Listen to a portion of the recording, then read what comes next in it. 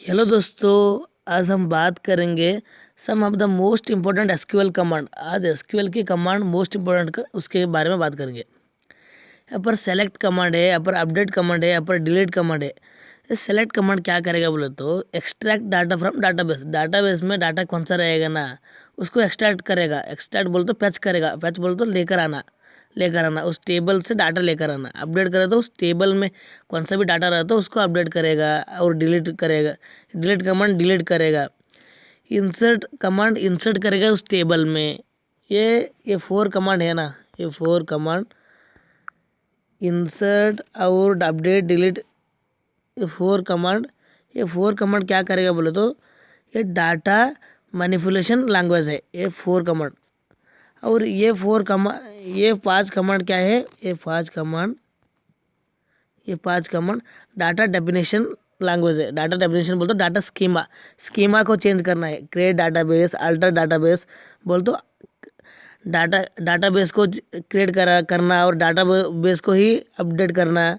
और create table बोल तो टेबल को क्रिएट करना। अल्टर टेबल बोल तो टेबल को हम मॉडिफाई कर सकते।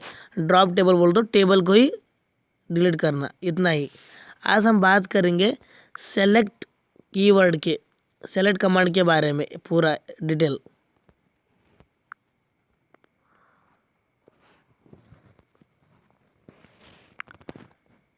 यहाँ पर देखो सेलेक्ट कमांड के बारे में मैं बता रहा हूँ। यहाँ पर select command, the SQL select statement is use to fetch the data from the database table बोल रहा है। यहाँ पर एसक्यूएल सेलेक्ट टेबल स्टेटमेंट क्या करेगा बोले तो फेच करेगा, लाकर आएगा डाटाबेस टेबल से। यहाँ पर सेलेक्ट सिंटेक्स कैसा है देखो। सेलेक्ट सिंटेक्स यहाँ पर है, सेलेक्ट तुम लिखना और यहाँ पर कॉलम का नेम लिखना। कॉलम 1, कॉलम 2, तुम कितना भी कॉलम नेम का लिख सकते यहाँ पर। और फ्रॉम टेबल नेम तुम कौन सा भी टेबल नेम क्रिएट करे तो ईएमपी बोलो तो ईएमपी टेबल नेम, कौन सा भी टेबल क्रिएट करे तो यहाँ पर टेबल का नेम रखना। तुम सारे कॉलम को देखने बोले तो यहाँ पर देखो, if you want to select all the fields available in the table use the following syntax.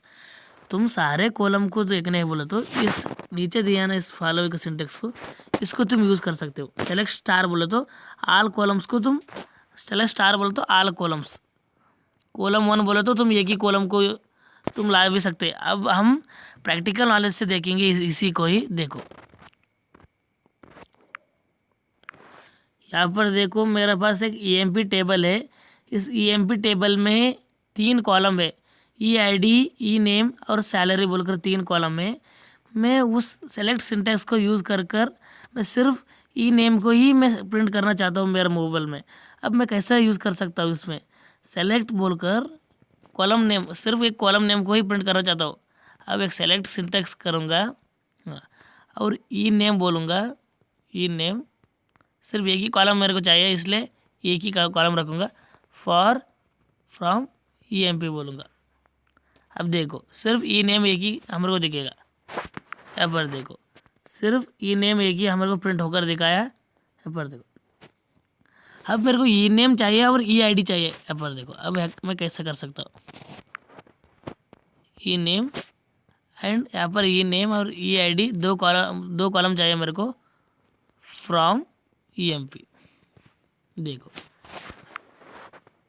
अब हमारे को select E name E I D from, यहाँ पर ये क्या आ रहा देखेंगे क्या प्रॉब्लम हो रहा।